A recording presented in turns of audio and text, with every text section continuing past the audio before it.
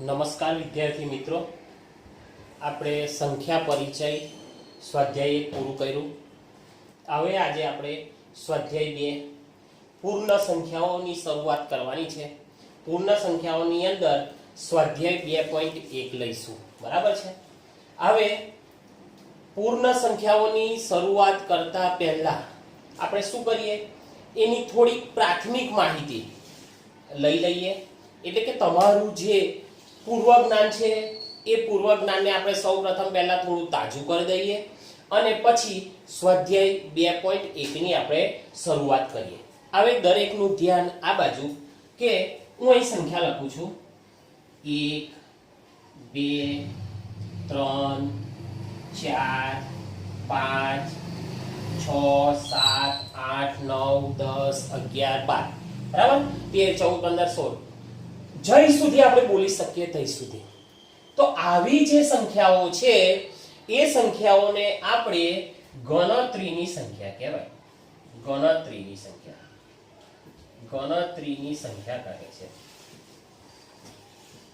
બરાબર. હવે તમને ઉદાહરણ આપો કે દાખલા તરીકે શાળાની અંદર આપણને સાહેબ કે ચાલ ભાઈ 8મા ધોરણના બાળકો ગણી લાવો છો, તો આપણે તઈ શું કરશું, 8મા ધોરણના વર્ગમાં જઈશું અને ગણશું 1 2 3 4 5 6 7 8 9 10 11 12 13 14 અને 15.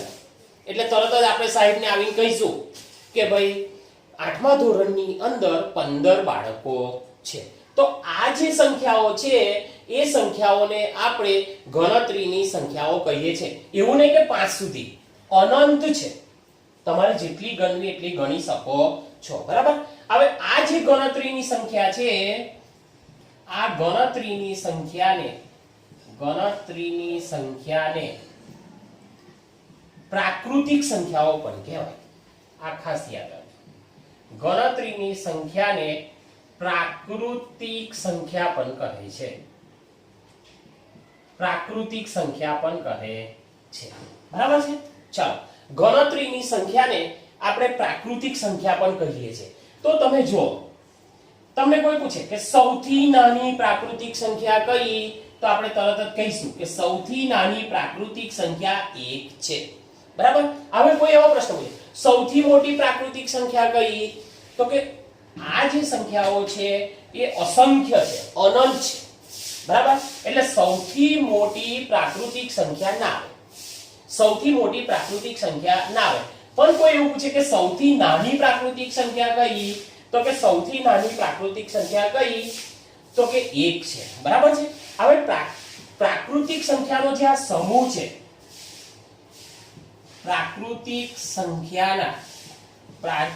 સંખ્યાના સમૂહને આપણે n વડે, કેપિટલ N વડે દર્શાવીએ છીએ. બરાબર છે. પ્રાકૃતિક સંખ્યાનો જે સમૂહ છે એને n સંકેત વડે આપણે દર્શાવીએ છીએ, ન્યુટ્રલ નંબર. બરાબર. એની વડે આપણે દર્શાવીએ છીએ. દર્શાવવું હોય તો કે સમૂહને આપણે હંમેશા છગડીયા કૌંસની અંદર દર્શાવીએ છીએ.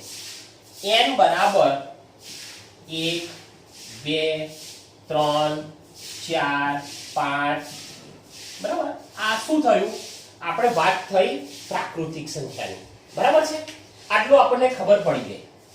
આ વસ્તુની આપણને ખબર પડી ગઈ. હવે મુદ્દા નંબર 2 ની વાત કરીએ. હવે આપણે વાત કરવાની છે પહેલાની સંખ્યા અને પછીની સંખ્યા.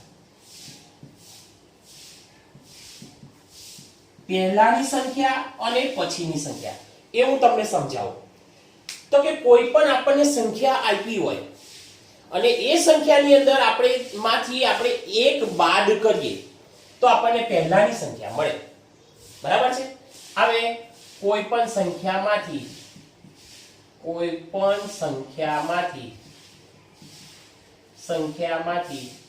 કેટલા બાદ કરવાના છે, 1 બાદ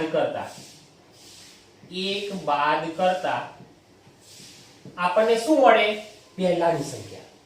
બરાબર છે. ઉદાહરણ આપું તમને.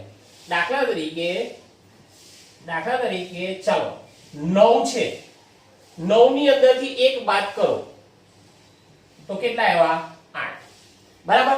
તો 8 શું છે? તો કે 8 એ 9 ની પહેલાની સંખ્યા છે. બીજી એક સંખ્યા લઉં, દાખલા તરીકે 25 છે. 25 ની અંદરથી હું 1 બાદ કરું છું તો કેટલા આવ્યા? 24. તો 24 શું છે? તો કે 25 ના પહેલાની સંખ્યા. 25 પહેલા 24 આવે. ક્લિયર? ચાલો આગળ. હવે આપણે વાત કરવાની છે પછીની સંખ્યા. તો કે કોઈ પણ સંખ્યામાં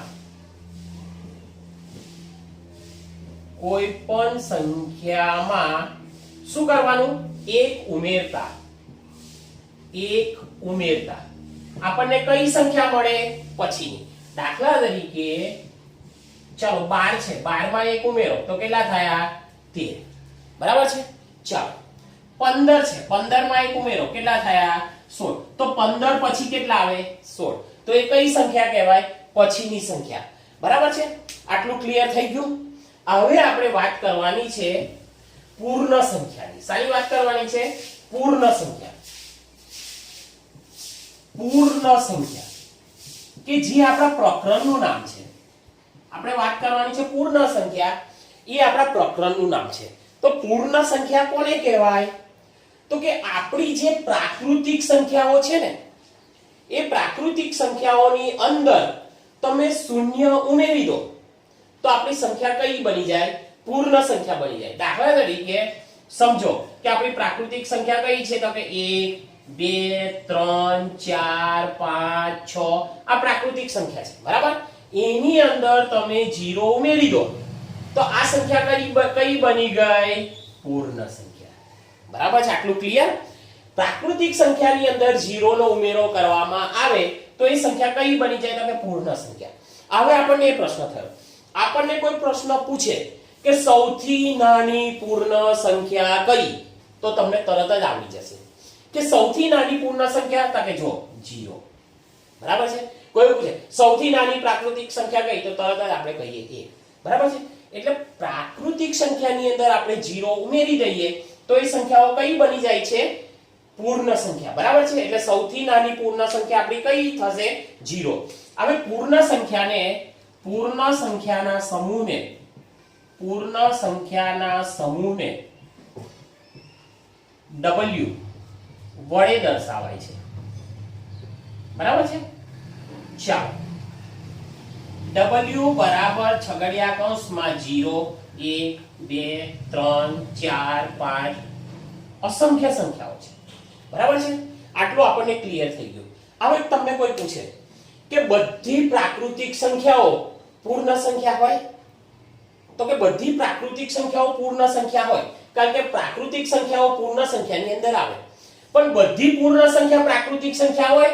તો કે ના હોય. કેમ ના હોય? તો કે એની અંદર 0 છે. એની અંદર શું છે? 0. અને 0 એ પ્રાકૃતિક સંખ્યા નથી. બરાબર છે? એટલે બધી પ્રાકૃતિક સંખ્યાઓ પૂર્ણ સંખ્યા હોય, પણ બધી પૂર્ણ સંખ્યાઓ પ્રાકૃતિક સંખ્યા હોતી નથી. કેમ? તો કે આની અંદર 0 છે અને 0 એ પ્રાકૃતિક સંખ્યા નથી. બરાબર છે? આ આપણે ખાસ ધ્યાન રાખવાનું છે. હવે આ પૂર્ણ સંખ્યાઓને આપણે સંખ્યા રેખા પર દર્શાવવું હોય તો એને આપણે સંખ્યા રેખા પર પણ આપણે દર્શાવી શકીએ છીએ. બરાબર છે? જો તમને સમજાવું, ચાલો એક સંખ્યા રેખા આપણે જોઈએ કે મેં આ એક સંખ્યા રેખા દોરી. આ એક સંખ્યા રેખા દોરી છે. બરાબર?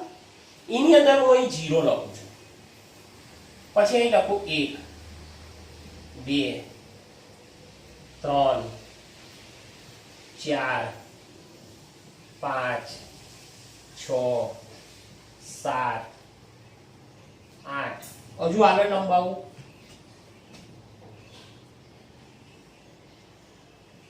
9 10 11 અને 12. આ એક મેં સંખ્યા રેખા દર્શાવી. હવે તમે જુઓ, સંખ્યા રેખાની તમને સમજૂતી આપો. હજુ આપણે આગલા ધોરણમાં જઈશું તે ભણવાનું આવશે. અહીં આ સંખ્યા રેખાની અંદર આ 0 છે. આ 0 ની જમણી બાજુ કહેવાય. આ 0 ની કઈ બાજુ કહેવાય? જમણી બાજુ. અને 0 ની આ બાજુ કઈ બાજુ કહેવાય? ડાબી બાજુ. જમણી બાજુ ધન પૂર્ણાંક આવે, ડાબી બાજુ ઋણ પૂર્ણાંક આવે. એ આપણે આગળ ભણવાનું આવશે. તો આ જે પૂર્ણ સંખ્યાઓ છે એને મેં સંખ્યા રેખા પર દર્શાવી, બરાબર. હવે તમે જો 0 થી જેમ આપણે સંખ્યા રેખાની આમ જમણી બાજુ જઈએ છે, 0 થી જેમ આમ જમણી બાજુ જઈએ તેમ સંખ્યાઓ મોટી બનતી જાય છે. તમે જો 1 કરતા 2 મોટા, 2 કરતા 3, 4, 5, 6, 7, 8, બરાબર. એટલે 0 ની જમણી બાજુ જઈએ તેમ સંખ્યાઓ કેવી બનતી જાય છે? મોટી. પણ આપણે આમ આવીએ, જેમ 0 થી આમ આવીએ એટલે કે ડાબી બાજુ આવીએ તેમ સંખ્યાઓ કેવી બનતી જાય છે? નાની, બરાબર છે. ચલો 6 કરતા 5 નાના, 5 કરતા 4 નાના, 4 કરતા 3, એટલે આમ જેમ ડાબી બાજુ આવીએ તેમ સંખ્યા કેવી બનતી જાય? નાની. અને 0 ની જમણી બાજુ આમ જઈએ તેમ સંખ્યા કેવી બનતી જાય છે? મોટી, બરાબર છે. હવે તમને એક વસ્તુ બીજું શીખવાડું કે સંખ્યા રેખા પર આપણને એવું કીધું છે કે ચાલો સરવાળા કરો, સંખ્યા રેખા પર સરવાળા કરો. આપણને એવું કીધું હોય કે 3 + 4 આનો સરવાળો સંખ્યા રેખા પર કરીને બતાવો. તો તમને 3 દેખાય છે અહીં? તો કે અહીંયા 3. કેટલા એકમ ખસવાનું છે? તો કે 4 એકમ. કેટલા એકમ? 4 એકમ આપણે ખસવાનું છે, બરાબર. ચાલો હવે જો 3 પરથી આપણે બહાર નીકળીએ છીએ, આપણે શું કરીએ છીએ? સરવાળો, બરાબર. ચાલો કેટલા એકમ ખસવાનું? 4 એકમ. તો અહીંથી જો કે મેં આ એક એકમ ખઈશો. કેટલા ખઈશો? 1. મારે કેટલા ખસવાનું? 2. ચાલો આ બીજો, આ ત્રીજો અને આ ચોથો. મેં કેટલા પર પહોંચ્યો? 7 પર. તો 3 + 4 બરાબર કેટલો જવાબ આવે? 7. બરાબર, ખબર પડી ગઈ? 3 + 4 બરાબર કેટલો જવાબ આવે? 7. એટલે જ્યારે આપણે સરવાળો કરવો હોય તો કઈ બાજુ ખસવાનું?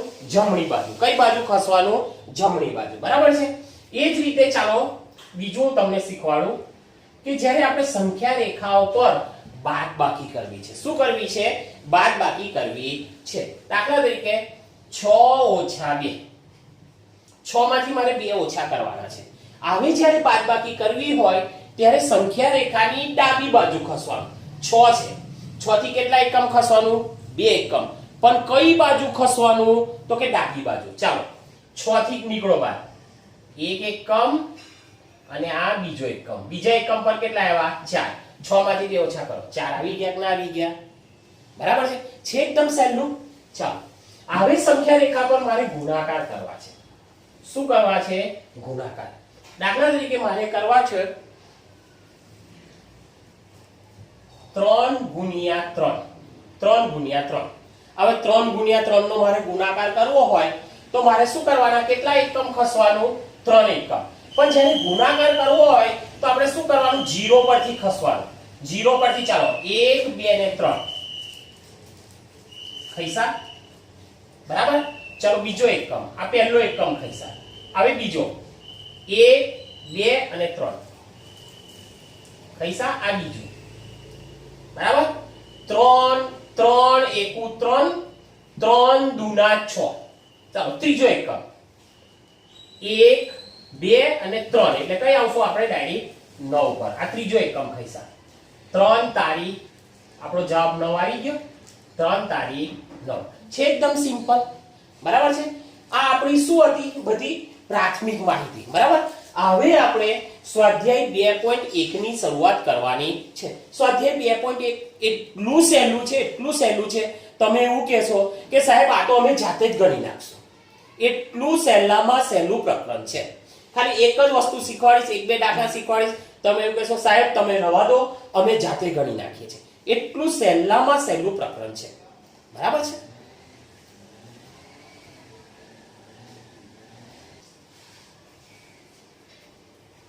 ચાલો તમે પણ સ્વાધ્યાય 2.1 તમારું પણ પાઠ્યપુસ્તક તમે ખુલ્લું રાખજો, બરાબર છે. હવે આપણે જોઈએ સ્વાધ્યાય 2.1 નો પહેલો દાખલો આપણને શું કીધો છે? તો કે 10,999 ના 10,999 ના પછી તરત આવતી 3 પ્રાકૃતિક સંખ્યાઓ લખો. એની આપણે ચર્ચા કરી કે પછી આવતી સંખ્યા અને પહેલી આવતી સંખ્યા. પછી આવતી હોય સંખ્યા તો આપેલ સંખ્યાની અંદર આપણે શું કરવાનો? 1 ઉમેરવાનો. અને પહેલા આવતી હોય તો એક શું કરવાનો? બાદ કરવાનો. તો આપણને એક સંખ્યા આપી છે 10,999, એની અંદર એક ઉમેરો. જો બતાવો 10,999, એની અંદર એક ઉમેરીએ તો 9 ને 1 દસો શૂન્ય વધી 1, 9 ને 1 દસો શૂન્ય વધી 1, 9 ને 1 દસો શૂન્ય વધી 1, 11,000. કેટલે આવી? 11,000. બરાબર. તો 10,999 પછી તરત આવતી સંખ્યા કઈ? 10,999 પછી પહેલી સંખ્યા કઈ આવે? 11,000. બરાબર છે. હવે જે 11,000 આવ્યા છે એની પછી કેટલા આવે? તો 11,000 ની અંદર આપણે એક ઉમેર દેવાનો. તો કે 11,001. જો 11,000 વત્તા 1, 1,0,0,11, 11,001. બરાબર. હવે 11,001 ની અંદર ફરી એક ઉમેરો. 11,001 ની અંદર ફરી એક ઉમેરો. 11,001 એની અંદર એક ઉમેરો. 1 ને 1 2, 0 0, 11,002. બરાબર થઈ ગયું. તો તમે જો 10,999 પછી કઈ સંખ્યા આવશે? તો કે 10,999 પછી 11,000, 11,001 અને 11,002. ચાલો આપણે લખીએ 10,999 પછીની ત્રણ પ્રાકૃતિક સંખ્યા કઈ? તો કે પહેલી 11,000, બીજી કઈ? તો કે 11,001 અને એની પછી કઈ? તો કે 11,002.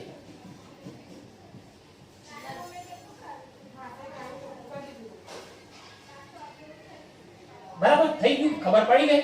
એટલે આ સંખ્યાની અંદર આપણે એક ઉમેરીએ. ચાલો આ કેટલા છે? અહીં 11,000 પછી 11,001. બરાબર. ચાલો 10,999 માં ઉમેરો તો 11,000, 11,000 માં એક ઉમેરો તો 11,001 અને 11,001 માં એક ઉમેરો તો 11,002. આપણને આ ત્રણ સંખ્યા મળી ગઈ. 11,000, 11,000 પછી 11,001, 11,002. બરાબર. હવે તમે જોઈ શકો છો કે 1,001 પહેલા આવતી ત્રણ પ્રાકૃતિક સંખ્યા લખો. હવે અહીં શબ્દ પકડો. પહેલા હોય તો એક શું કરવાનો? બાદ કરવાનો. બરાબર. ચાલો આપણને કઈ સંખ્યા આપી છે?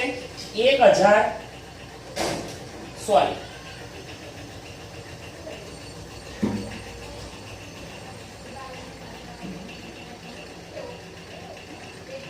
બરાબર. ચાલો 10,001, 10,001 ના પહેલા આવતી ત્રણ પ્રાકૃતિક સંખ્યા લખો. તો આપણે શું કરવાનું છે? આની અંદરથી પહેલા પહેલો એક બાદ કરવાનો. બરાબર. ચાલો -1, 0 0 0 0 0, 10,000. પહેલી સંખ્યા આપણને કઈ મળી? તો કે 10,000. બરાબર. ચાલો હવે બીજી સંખ્યા, એની પહેલા આવતી બીજી સંખ્યા કઈ? તો કે 10,000 પહેલા કઈ આવે? તો કે 10,000 ની અંદરથી ફરી એક બાદ કરો. -1. ચાલો અહીંથી 10 તક લઈએ. અહીં 9, અહીં 9, અહીં 9. 10 માંથી 1 જાય એટલે 9, 9,999. બરાબર. 10,000 ની અંદરથી 10,000 માંથી ફરી તમે એક બાદ કરો તો કે 9,999. ચાલો 9,999 ની અંદરથી એક બાદ કરો તો કે 9,998. બરાબર છે. તો તમે હવે જોઈ શકો છો કે 10,001 પહેલા કઈ સંખ્યા આવશે? તો કે 10,001 પહેલા 10,000, પછી બીજી 9,999 અને 9,998. બરાબર છે. અહીં શું આવશે? 10,001 પછી 10,000, 9,999 અને 9,998. એ કઈ સંખ્યાઓ છે? તો કે 10,001 પહેલા મળતી આપણને આ સંખ્યાઓ છે. બરાબર છે. આવડે કે ના આવડે? બરાબર. એકદમ સિમ્પલ છે. ચાલો તમે પણ પાઠ્યપુસ્તકમાં જોજો. દાખલા નંબર 3, સૌથી નાની પૂર્ણ સંખ્યા કઈ છે? તો કે તો આપણને બધાને ખબર છે કે સૌથી નાની પૂર્ણ સંખ્યા, સૌથી નાની પૂર્ણ સંખ્યા શું છે? 0 છે. બરાબર. સૌથી નાની પૂર્ણ સંખ્યા કઈ? આપણને પ્રશ્ન પૂછ્યો. સૌથી નાની પૂર્ણ સંખ્યા 0 છે. હવે આપણને પૂછ્યું સંખ્યાઓ 32 અને 53 વચ્ચે આવતી પૂર્ણ સંખ્યા કઈ? તો અહીં આપણે લખીએ 32 અને 53 વચ્ચે આવતી પૂર્ણ સંખ્યાઓ કઈ કઈ આવશે બોલો? ચલો 32 નહીં ગણવાના.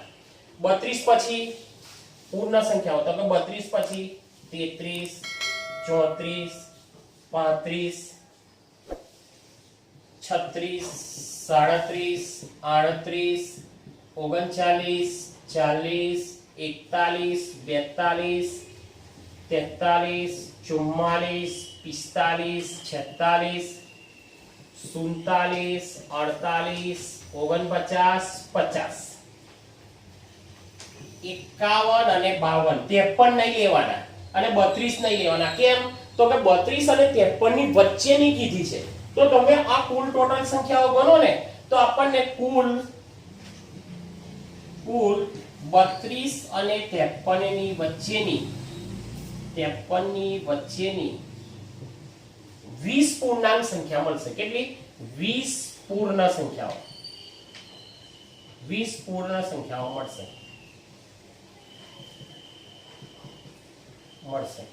જો ગણી બતાવો.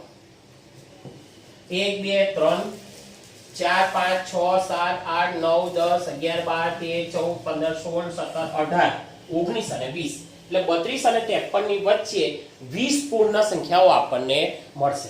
એકદમ સહેલું છે.